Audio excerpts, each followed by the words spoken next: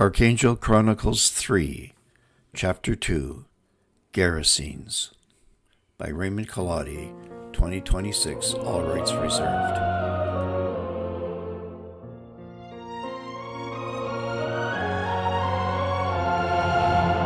We'll walk the road through Galilee, where almond blossoms fell. The lake lay shining silver blue beneath the hills so still. Pilgrims whispered on the wind, the wilderness prophet cries. And somewhere by those waters dark, the child of Bethlehem would ride. And heaven moved beneath the dust, though kings could never see. The world went on in blindness still, But something stirred the sea. among the tombs, among the chains, where broken spirits hide. He walked into the darkest place. In mercy in his eyes, no sword was drawn, no army came. No throne of gold above, only a voice that spoke one word, and darkness fled from love.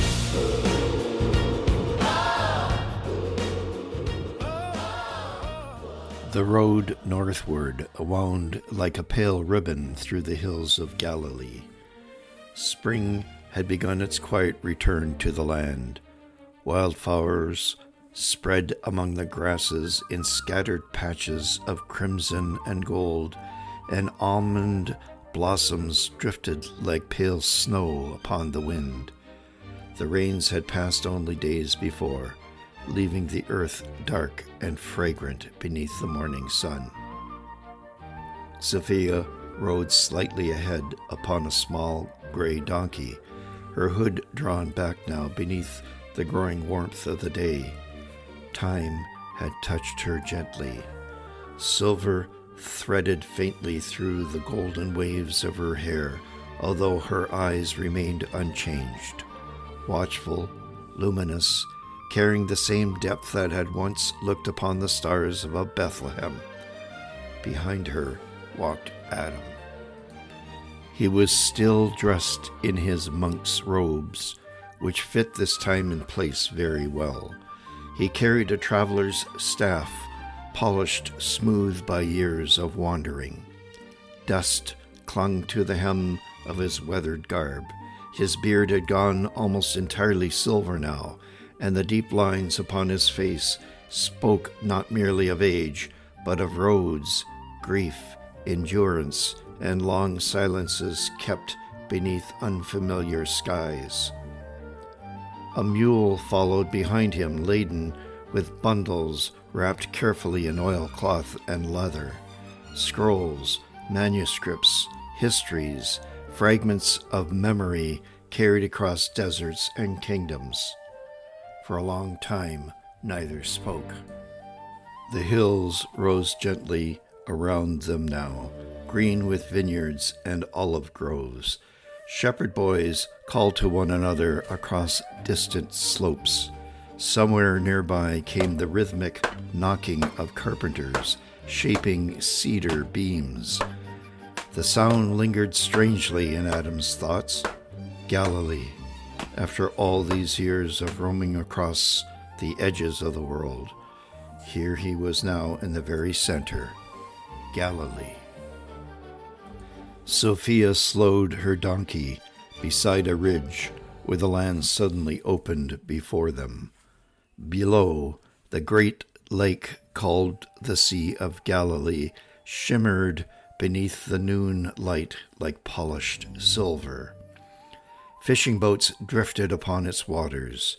White villages clung to the hillsides around its shores, half hidden among figs and cypress trees. Smoke rose peacefully from cooking fires into the bright spring air. Adam stopped walking. For several moments he simply stood there, gazing across the water.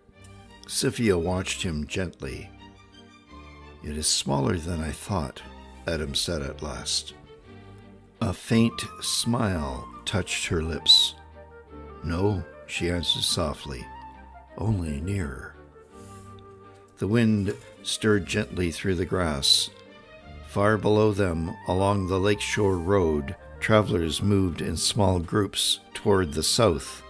Pilgrims, mostly. Some carried walking staffs. Others led animals burdened with supplies. Sophia noticed it first. There are more travelers than there should be this season. Adam studied the distant road carefully. Even from here, they could hear the fragments of voices drifting upward when the wind shifted. The wilderness prophet, near the Jordan, calling all Israel. He speaks against the priests. Some say the Spirit of God is upon him.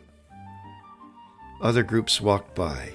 He heard other fragments of conversations. On the hill, the Nazarene, a carpenter's son. He speaks with authority. His teaching on the mount. Blessed be the meek. Adam lowered his eyes. The old stirring returned then, not fear but recognition, the same invisible current he had felt years ago beneath the star over Bethlehem, the same trembling beneath the skin of the world before heaven touched it. Sophia dismounted slowly and stepped beside him. "They feel it," she whispered.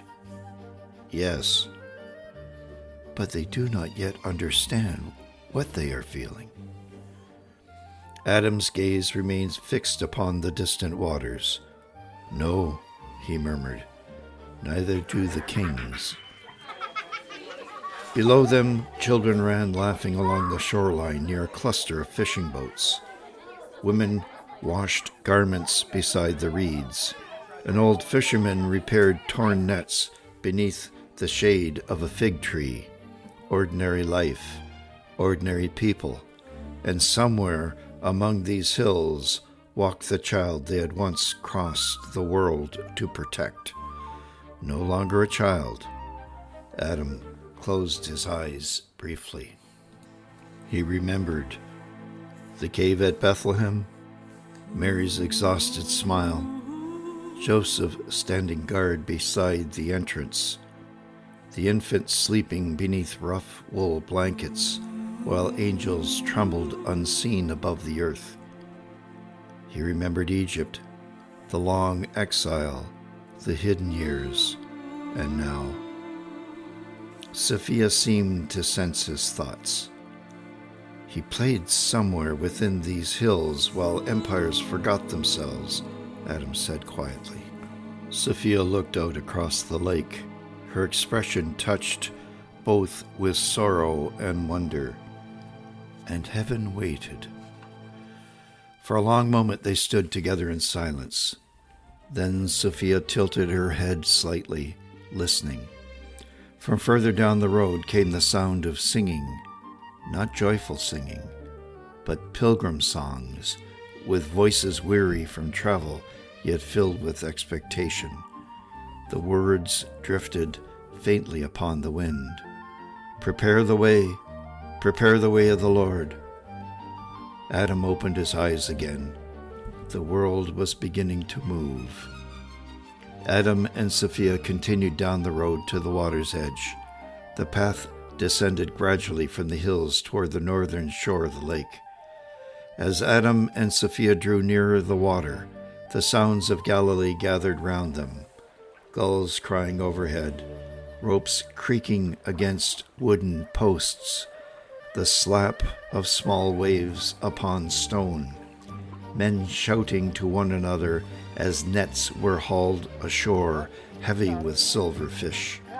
The scent of the lake came strong now, mingled with tar, cedar pitch, wet rope, and smoke from cook fires burning near the beach. A small crowd had gathered along the shoreline ahead. Some stood upon overturned fishing boats. Others shaded their eyes against the afternoon sun while staring out toward the water. Excitement moved among them in restless murmurs. Sophia slowed beside Adam. Something is happening. Adam nodded silently. Several boats were already pushing away from shore. They were larger fishing vessels than most upon the lake, their patched sails catching the wind as they turned southeastward across the shimmering waters. Men moved quickly aboard them, securing ropes and adjusting nets that now served as travel gear rather than tools of fishing. There was urgency in their departure, though not fear.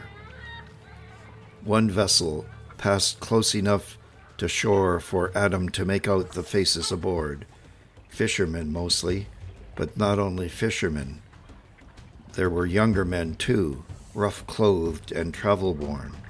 One broad-shouldered figure stood near the stern, helping an older man steady himself as the boat rocked in the waves. Another sat silently near the bow, watching the shoreline disappear behind them with troubled eyes. Sophia drew a slow breath. They are not merchants. No, Adam whispered. A child near the water suddenly shouted and pointed. There they go. The crowd stirred again. Adam stepped toward an elderly fisherman standing beside a pile of drying nets. The man's skin darkened and hardened by decades beneath the Galilean sun. One useless arm hung stiffly at his side from an old injury. Peace to you, Adam said. And to you, traveler. Adam gestured toward the departing boats. Who are these men? The fisherman glanced toward the lake with a look of mingled curiosity and admiration. The followers of the Nazarene. At those words, something tightened silently inside Adam. The rabbi? Sophia asked gently. The fisherman shook his head. No, not this time. He spat lightly into the shallows before continuing. They're crossing eastward to the Decapolis country. Some business among the Greeks, so they say. The Decapolis, Adam murmured. The old man nodded. Aye, strange place for holy men if you ask me. Swineherds, Greek cities, pagans everywhere. He scratched his beard thoughtfully. But the rabbi goes where he pleases.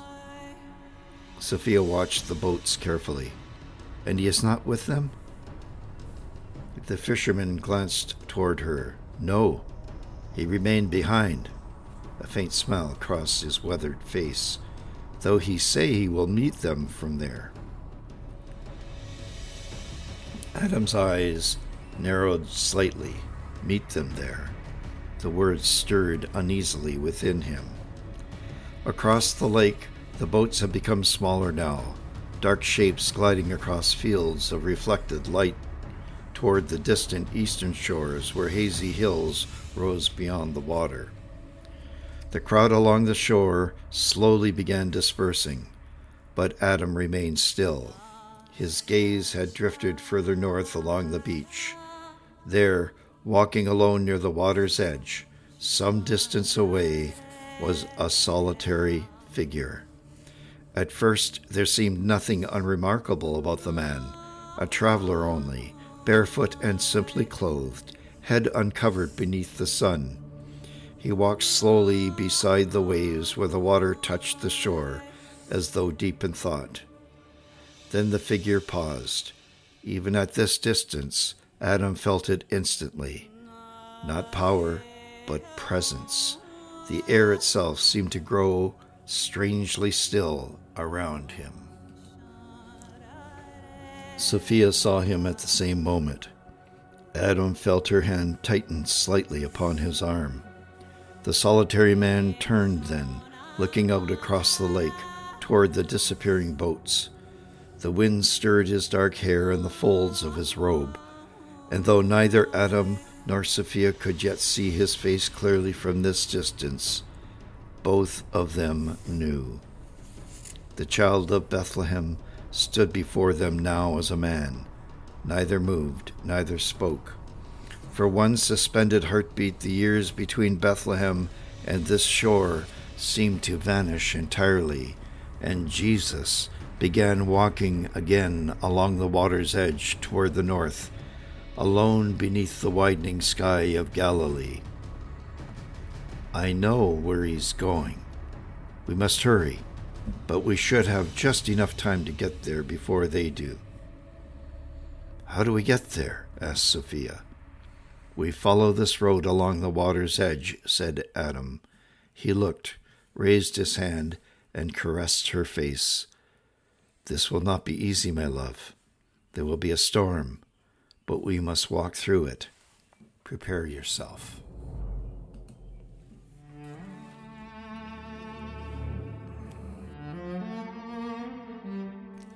The road beyond Magdala bent northward along the shore of the great lake, winding between black basalt cliffs and narrow strips of reed-choked water.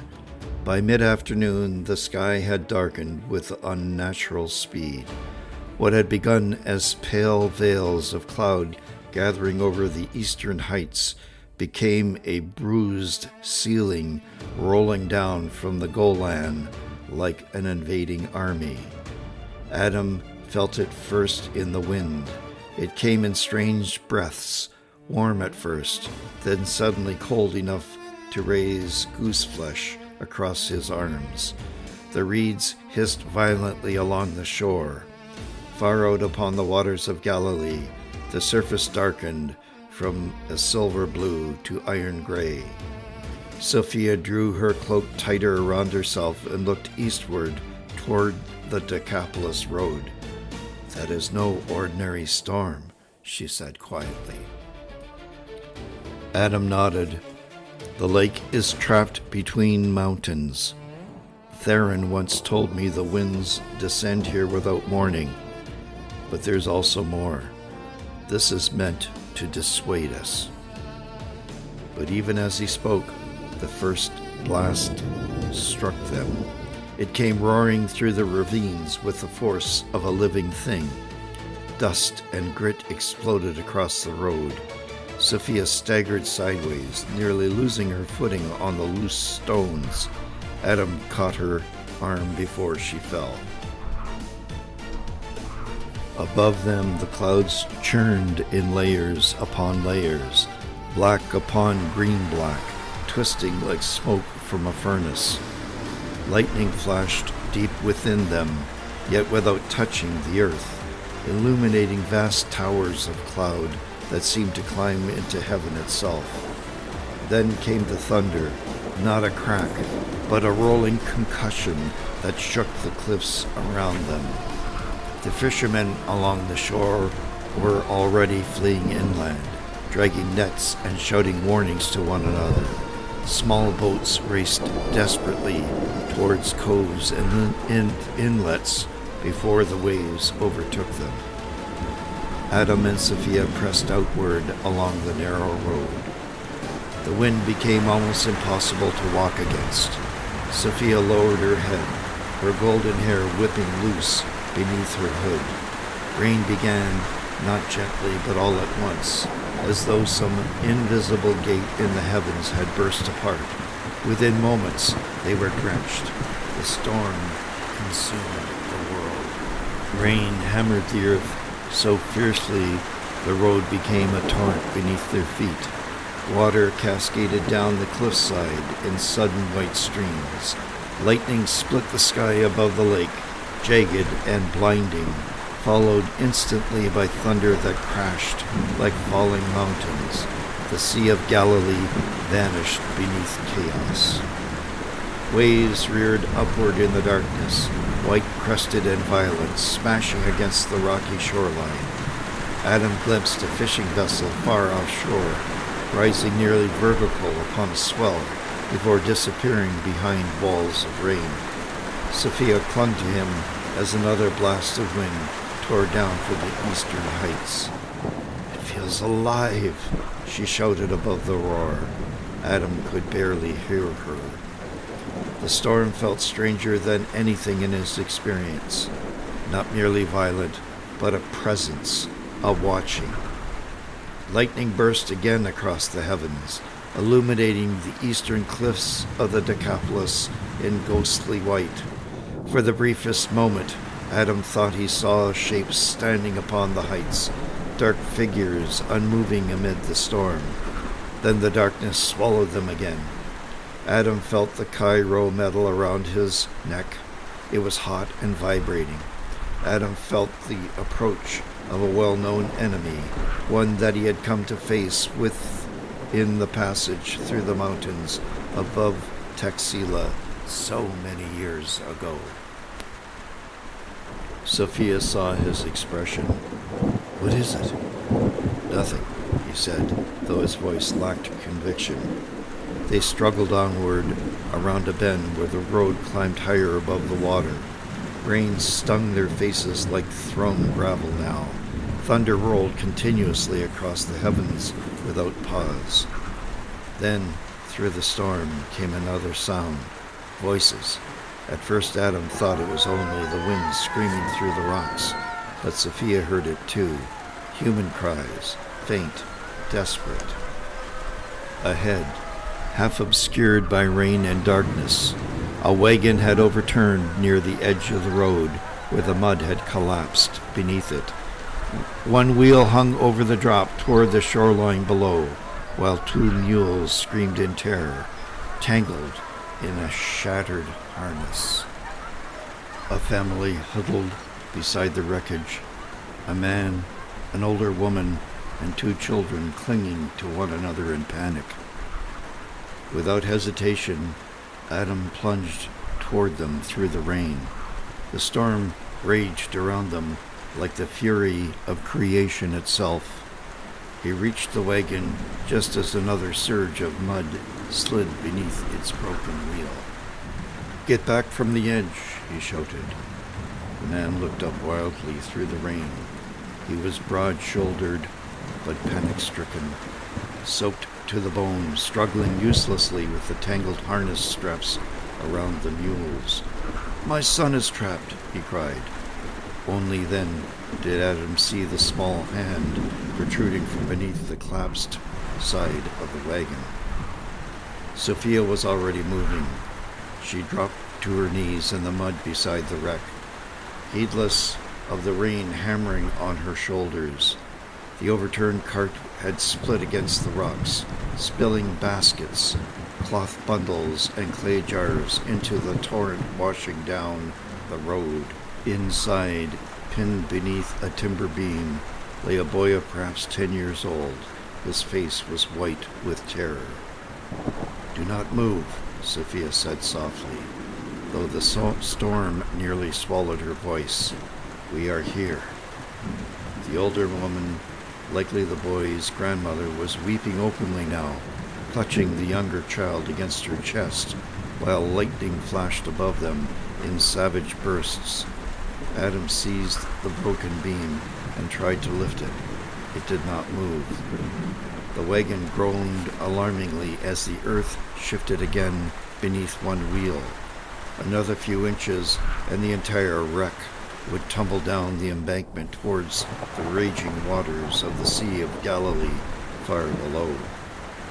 "We must free the mules first," Sophia cried.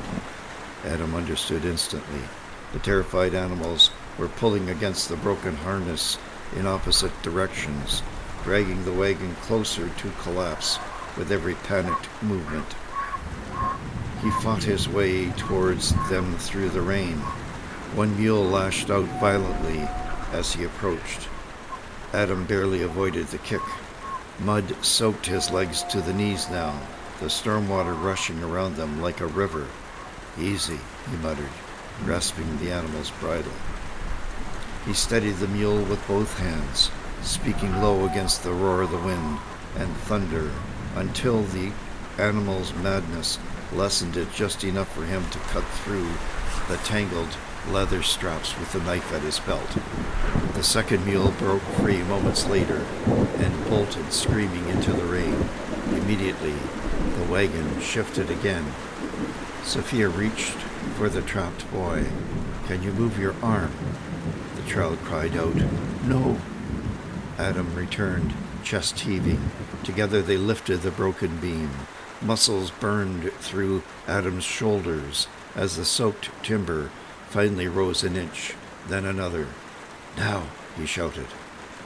Sophia pulled the boy free just as the wheel gave way entirely. The wagon lurched sideways. "Back!" Adam roared. They stumbled clear as the entire cart slid past them in a spray of mud and shattered wood, tumbling over the edge of the road. It crashed against the rocks below, vanishing into the black waters of the lake. For a moment, no one moved.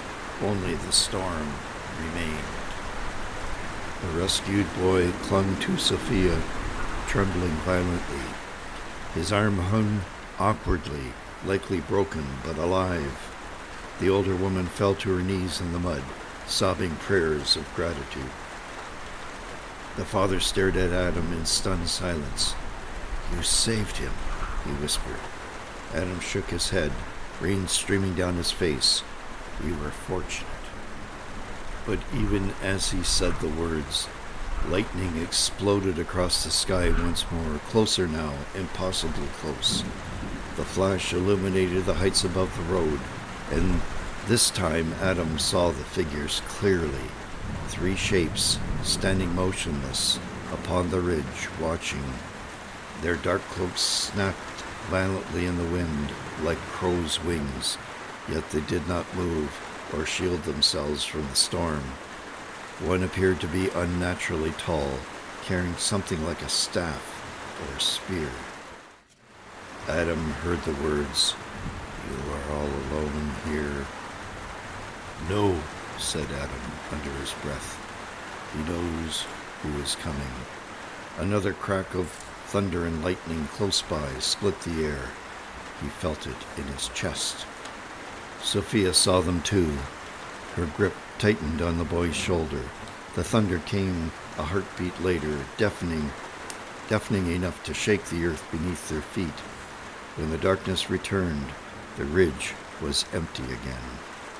The father followed their gaze uneasily. "You saw them too?" Adam turned sharply. "Who are they?" The man hesitated. Then, in a lower voice, almost lost beneath the storm, he answered, "People say the eastern hills are haunted now, ever since the madman among the tombs began crying out at night." Sophia exchanged a glance with Adam, the Gerasenes. For several long moments, no one spoke. Rain streamed from the cliffs in silver torrents around them. The rescued boy shivered violently beneath Sophia's cloak, while his grandmother murmured broken prayers into his wet hair. Far across the black waters of the lake, lightning moved like fire beneath the clouds. Adam looked again toward the ridge. Nothing, yet the feeling remained. Watching eyes, silent intention, and something else. Fear. The father wiped rainwater from his face with trembling hands. "There is shelter ahead," he said. "A caravanserai near the old Roman marker, less than a mile if the road still holds." Adam nodded immediately. The boy's arm needed setting before the shock overtook him. "Can you walk?" he asked the child. The boy swallowed hard and nodded bravely. Sophia smiled faintly at him despite the storm. "Then stay close to us." They continued northward together. The road had become treacherous now, half river and half mudslide. Several times Adam was forced to help the older woman across washed-out sections where stones had collapsed into darkness below. The wind screamed continually through the ravines, carrying strange echoes with it that sometimes sounded almost like human cries. The father introduced himself between breaths as they walked. I am Elias. We were coming from Hippos with wood cloth for the market at Capernaum. He glanced back toward where the wagon had vanished into the lake. Everything we owned was on that cart. Sophia looked at him with quiet compassion. Not everything. The man looked down at his son and said nothing further. Ahead, through sheets of rain, a dim orange glow finally appeared against the darkness. It was a lantern. Relief passed visibly through the little group. The caravanserai stood against the hillside like a squat fortress of black basalt stone, its outer walls battered by wind and weather. Several frightened travelers and their animals crowded beneath the covered entrance, while servants struggled to secure shutters against the storm. As Adam and Sophia approached with the family, the innkeeper shouted over the wind, "No more room!" Then he saw the injured boy. His expression changed instantly. "Hurry inside before the roof tears loose." Warmth struck them almost painfully as they entered. The interior smelled of wet wool, smoke, oil lamps, and frightened people. Merchants, fishermen, Nabatean traders, and travelers from the Decapolis crowded together in uneasy silence, while thunder rolled overhead like chariot wheels across the heavens itself. A woman brought blankets for the children. Another fetched heated wine. Sophia gently examined the boy's arm near the fire, while Adam stood dripping beside the doorway, watching the storm outside through cracks in the shutters. The room buzzed with fearful whispers. "Whole boats lost. Never seen the lake like this. Judgment from God." Another voice spoke quietly near the hearth.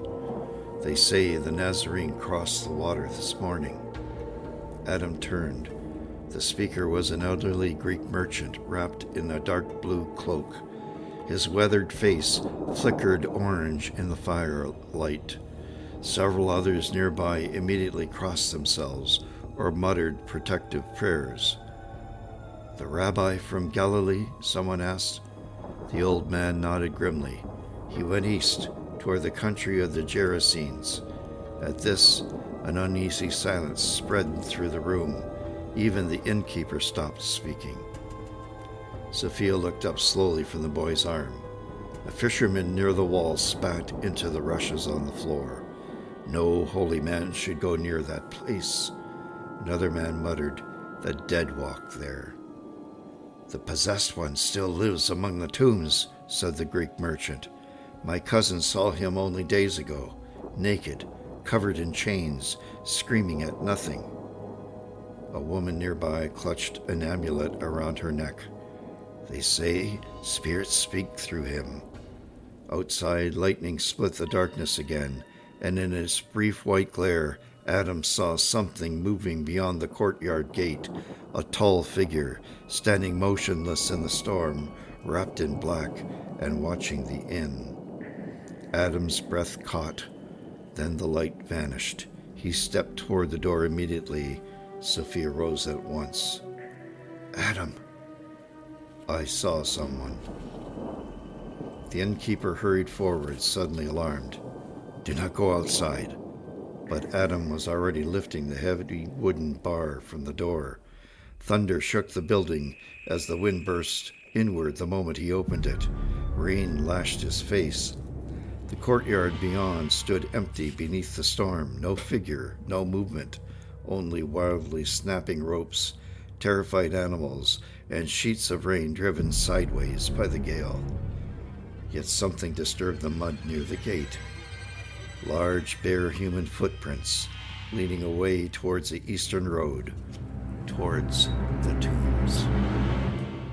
Adam and Sophia rose before dawn and were back on the sodden road as the first rays of light began to warm the chilly air.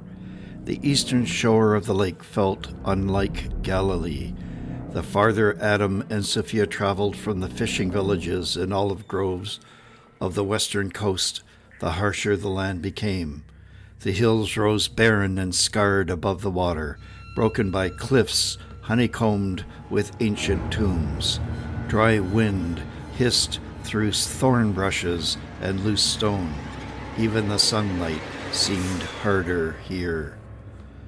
Sophia drew her shawl closer around her shoulders. I do not like this place. Adam glanced toward the caves carved into the hillside. You are not alone. No shepherds walk these slopes. No children play among the rocks. The only sounds were wind and the distant crash of water below. Then came another sound, metallic, a dragging clatter against stone.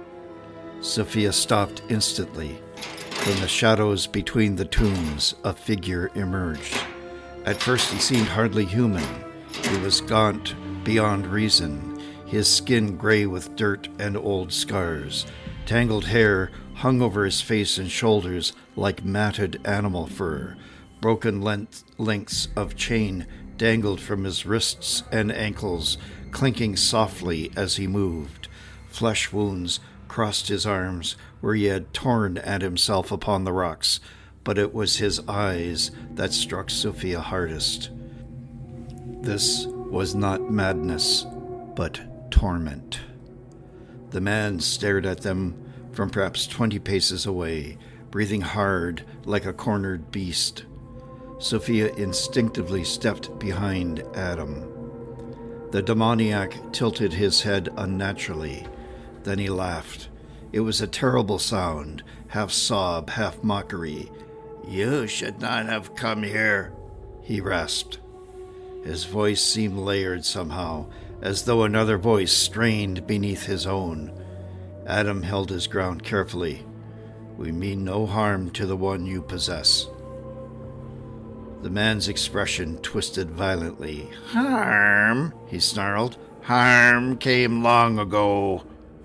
He seized one of the hanging chains and smashed it against the rocks with impossible force. Sophia gasped as iron links fell apart. The man lifted his head and cried out toward the empty hills. They bind me, but cannot hold us. Sophia felt cold spread through her chest. The man's head jerked suddenly toward the lake. His entire body stiffened. For one strange moment, the wildness in his face gave way to naked terror. No, he whispered, but did not move. He stood, anchored to where he stood, swaying from side to side, sobbing, hunched over, arms hanging down, chains from his wrists clanking along the stony ground. A deep guttural sound, an inhuman, despairing groan, like a wounded animal coming from deep within him. The demoniac shivered and then began to twitch, his face contorted into something like a wolf. A vicious snarl issued from its mouth, and spittle dripped from its open jaws. Adam did not move either. He understood what was happening. He could see what no one else could. Thin black tendrils, like many small snakes, swarming over the man's skin. Adam sensed the coming presence, the lightning of the air, the gentle sunlight touching his skin, and the glowing warmth of the Cairo metal at his chest, and he was filled with joy. From below, near the shoreline, came the sound of voices. A boat had reached the narrow strip of rocky beach beneath the cliffs. Several men were climbing upward from it now, fishermen by their dress, Galileans, and among them walked one figure unlike the others. At first, Sophia could not explain what she felt upon seeing him. There was nothing outwardly grand about him, no armor, no robes, no retinue of soldiers or priests, yet the very air seemed ready and steady around him. The wind itself felt quieter. She felt as if she were in the presence of a king. They drew closer to where Adam and Sophia were standing, a small group of travelers from the road gathering around them. Jesus approached, speaking to the disciples to his right and left as they approached. Adam heard snippets of the questions pouring from the disciples. "Why have we come to this place, Master? There are no Jews here, only Gentiles. Among unclean animals, swine on the hillsides. Nothing but the dead and the unclean here, Rabbi. We came through a storm, almost perished, and we end up here in the tombs." Abruptly, Jesus stopped. His group halted, and he stepped forward, looking directly at Adam and Sophia. "Adam, Sophia," he said, smiling and opening his arms. "You took a long time getting here." Adam had almost forgotten about the possessed wretch behind him. The chained man recoiled violently with a strangled cry. "No!" He staggered backward, chains rattling wildly against the stones. The disciples exchanged uneasy looks, but the man at their center continued forward calmly, his eyes fixed upon the tormented figure in front of him. Sophia felt her heartbeat quicken. Adam stood utterly still. For a fleeting instant, something deep within him, older than memory, older perhaps than reason itself, recognized that he was in the presence of goodness in abundance and authority. The demoniac collapsed to his knees in the dust. Jesus, calm and serene, looked at pity on the demoniac. "Come out of this man, you unclean spirit." The chains clattered around the man. Then, with shocking suddenness, he screamed in a deep, unworldly voice, "What do you want with me, Jesus, Son of the Most High God? Swear by God your Father that you will not torture me." The hills threw these words back in echoes. Sophia stared in astonishment. The disciples froze. Even the desert wind seemed to cease. Jesus stepped forward slowly until he stood only a few paces from the trembling man. The demoniac clawed at the earth, his face contorting between rage and agony. "I beg you," the voice cried through him, "do not torment me." Sophia looked towards Adam in disbelief, but Adam could not speak. He could not take his eyes from Jesus. There was no fear in Jesus, none at all, only sorrow and something else, a profound and immovable compassion.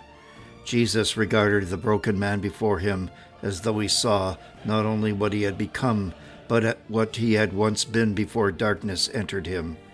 When he spoke, his voice was quiet. "What is your name?" The man convulsed violently. For an instant it seemed as though many faces moved behind the ruin of his own.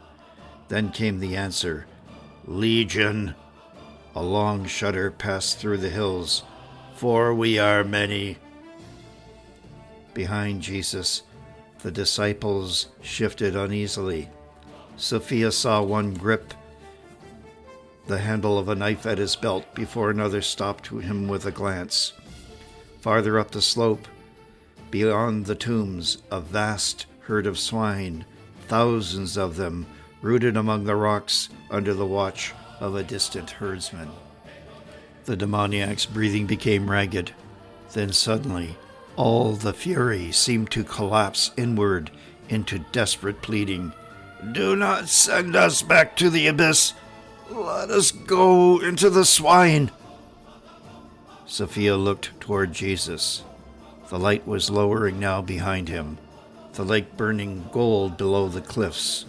Dust moved softly around his feet in the evening wind, and still he did not move backward, nor did he flinch. Adam felt something break open quietly inside himself then, for he had seen kings, conquerors, priests, philosophers, and murderers, holy men, but never this, never a man who stood before horror itself without hatred. Jesus lifted his eyes toward the herd upon the hill. Then he spoke one word, "Go." Suddenly, the world erupted. The herd exploded into motion as though struck by an unseen spear. Thousands of swine shrieked at once. The sound was hideous beyond anything Sophia had ever heard. Not merely the panic of animals, but a frenzy of terror. The beasts tore across the hillside in blind madness, trampling one another among the rocks. Dust erupted into the air in choking clouds. Herdsmen shouted and ran after them, but the swine no longer obeyed whip or voice. Sophia staggered backwards as the ground itself seemed to tremble beneath the pounding of hooves. Adam caught sight of Sophia and steadied her, and then Adam saw them. For one terrible instant, black shapes poured from the kneeling man like smoke forced from a furnace. Not bodies, but writhing black shadows twisting through the air with unnatural speed. He saw them clearly, serpent-like forms, countless and shrieking soundlessly, rushing toward the herd in a torrent of darkness. The swine screamed louder. The entire mass of animals turned as one towards the cliffs above the lake. "No!" cried one of the herdsmen, but nothing could stop them. The herd surged forward in a living avalanche. Rocks shattered beneath them. Bodies slammed against bodies. The hillside itself seemed to collapse beneath the thunder of their flight. Then the first swine reached the precipice, and they leapt. Sophia covered her mouth in horror as hundreds plunged down into empty air. More followed behind them instantly, driven by the same invisible terror. The lake below erupted into towering white spray as animal after animal smashed into the water. Their screams echoed across the cliffs, but still they came. The disciples stood frozen in disbelief. One whispered a prayer beneath his breath. Another stared openly at Jesus, unable to speak. Other bystanders covered their ears and fell to the ground in terror. Then the last of the herd vanished over the edge. Silence came, but not complete silence. The lake still churned below. Distant cries of the herdsmen drifted faintly through the evening air, but the terrible pressure that had filled the hills moments before was gone utterly. The wind moved again. Sophia slowly lowered her hands. The man remained kneeling in the dust before Jesus, but now he was weeping, not the savage howling from before. These were human tears, deep, broken sobs pouring out of him, as though years of torment were leaving him all at once. His body shook violently. He stared at his own scarred hands in disbelief, as if seeing them for the first time. Jesus stepped forward and knelt before him. The disciples watched in silence as he placed a hand gently upon the man's shoulder. Immediately the trembling began to ease. The former demoniac lifted his eyes slowly towards him. There was terror there still, but behind it something fragile had awakened. Sanity. "You saved me," the man whispered hoarsely. Jesus smiled faintly. "What is your name?" he asked again, but now his voice sounded different, softer, almost like a father waking a child from fever. The man swallowed hard. His lips trembled. "Eliezer," he said. Sophia felt tears sting unexpectedly in her own eyes. A name, not legion, not many, but one. Adam stood motionless, watching the scene unfolding beneath the dying light. The sun now rested low upon the western hills, casting shimmering gold across the waters of the lake below. In that moment, Something within him finally yielded completely. For years he had searched for signs and mysteries, hidden knowledge, powers buried beneath temples and kingdoms. He had crossed deserts and mountains seeking the meaning of heaven's silence.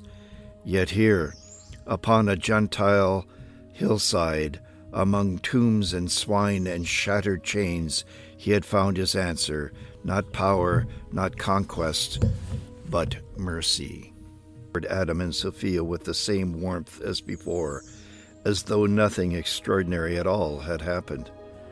Behind him, the healed man bowed forward, overcome with sobbing gratitude, while the last light of evening burned around the tombs like the fading edge of some terrible dream. Jesus turned to his followers. "Simon, bring this man new clothes, and wash him, and bind his wounds, and let us have supper, so that he may rejoin the community of mankind."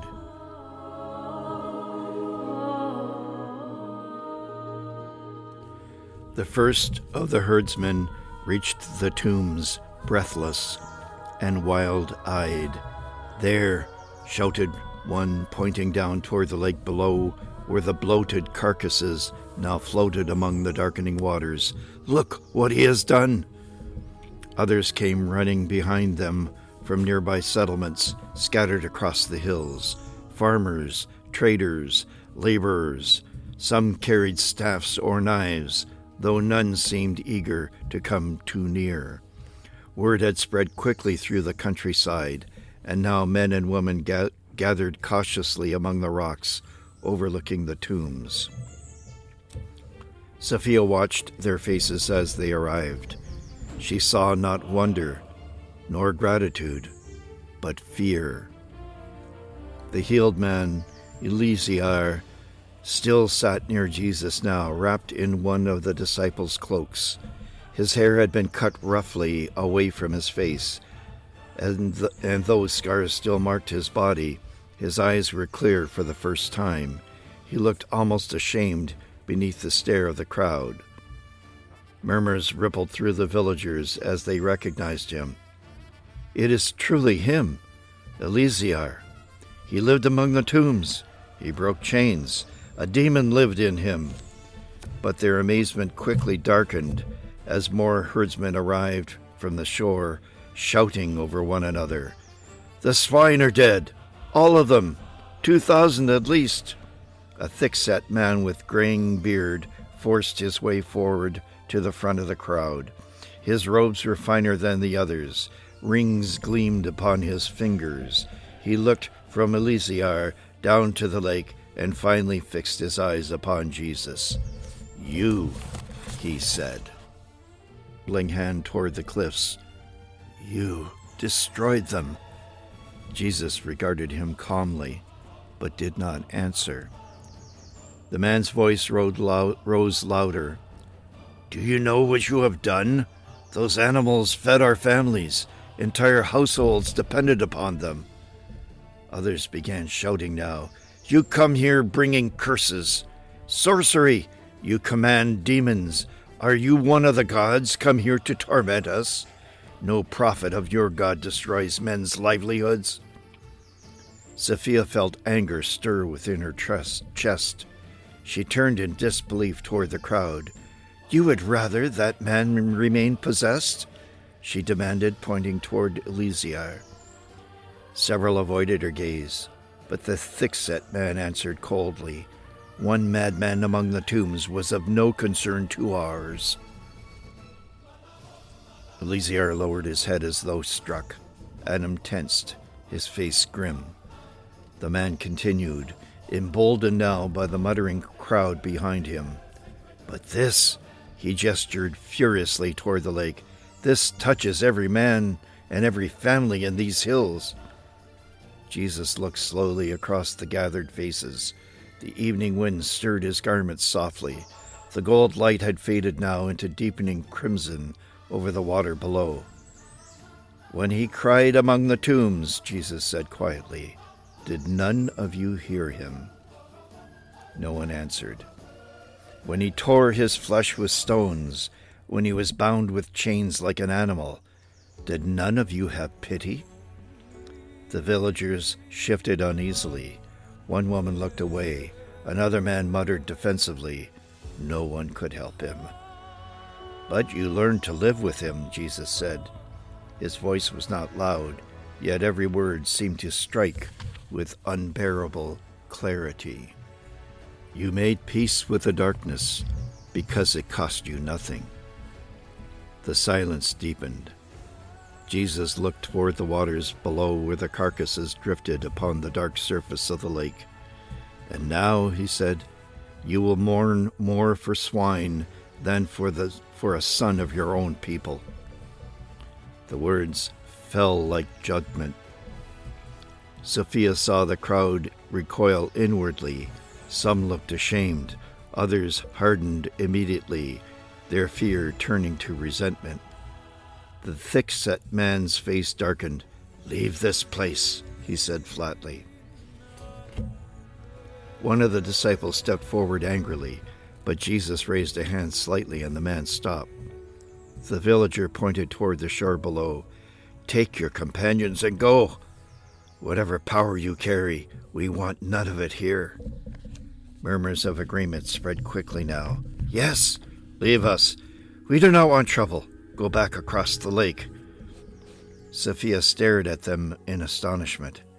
Before her sat a man, freed from the horrors beyond imagining, clothed and sane at last. Yet these people looked upon the miracle itself and trembled not with joy, but with fear for their wealth. She understood suddenly that this was the deeper sickness, not the legion of demons that had tormented Eleazar, but the human heart that could look upon mercy itself and ask it to depart. For a long moment Jesus said nothing. There was sorrow in his face then, but no anger, only grief. At last he nodded his head gently. "As you wish," he said. And the people of the Gerasenes stood in uneasy silence as the one who had broken the power of darkness turned quietly back toward the lake.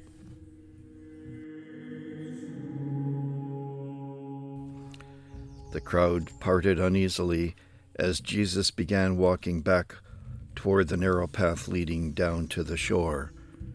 No one tried to stop him now. The villagers stood watching from among the tombs and scattered rocks, whispering nervously among themselves.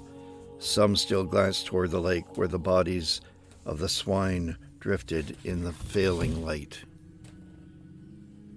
Others stared instead at Eleazar, unable to reconcile the calm man seated before them with the howling creature they had feared for years.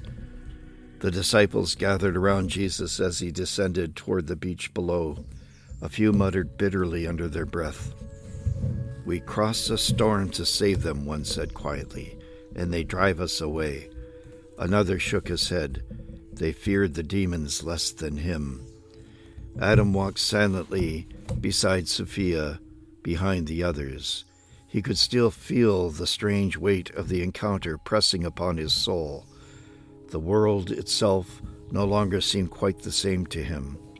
The shadows among the tombs, the demons shrieking through the swine, the authority of Jesus' single word, the command to go, no ritual, no incantation, only authority. Ahead of them, the lake darkened beneath the coming dusk. The boat rocked gently at the shoreline where several disciples were already preparing for departure. Then footsteps came scrambling down the path behind them.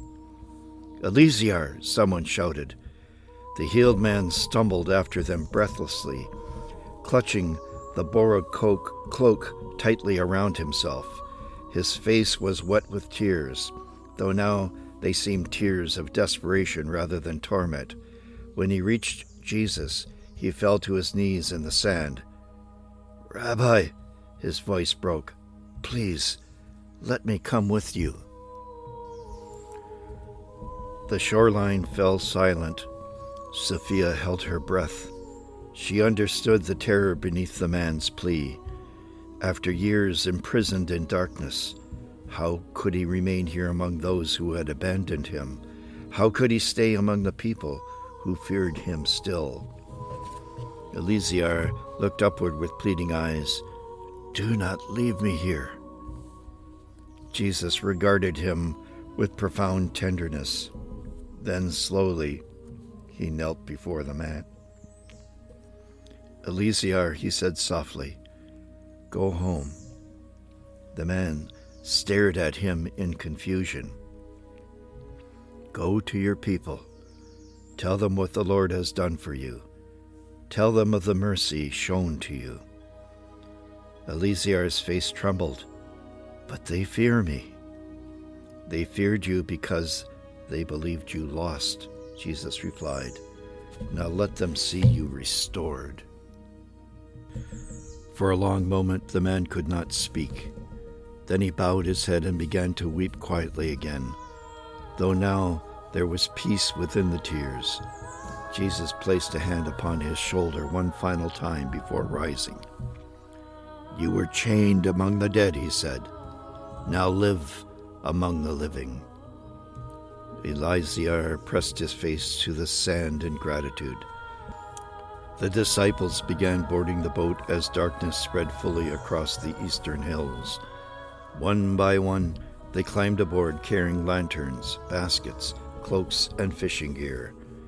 The water lapped softly against the hull. Jesus remained standing near the shore for a moment longer. Then he turned. His eyes found Adam and Sophia immediately.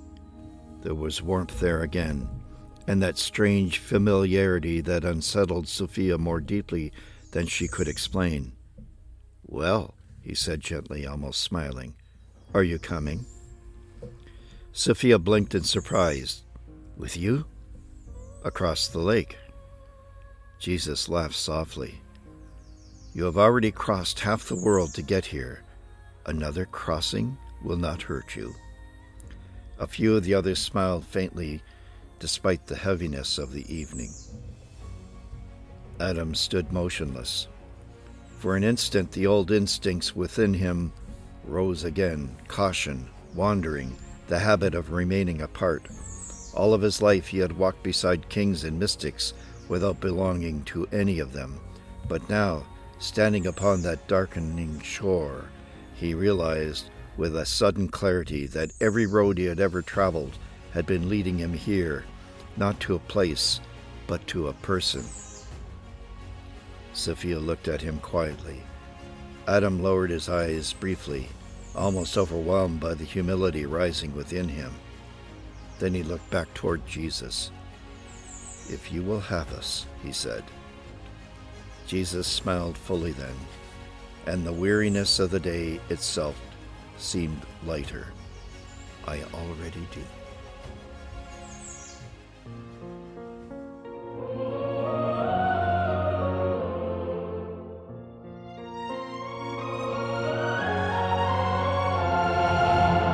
We'll walk the road through Galilee,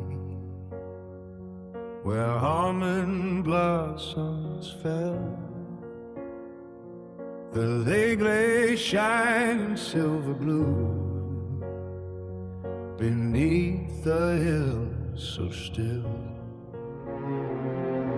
Pilgrims whispered on the wind, the wilderness prophet cries. And somewhere by those waters dark, the child of Bethlehem would rise. And Heaven moved beneath the dust, though kings could never see. The world went on in blindness still, but something stirred the sea. among the tombs, among the chains, where broken spirits hide. He walked into the darkest place. In mercy in his eyes, no sword was drawn, no army came. No throne of gold above, only a voice that spoke one word, and darkness fled from love.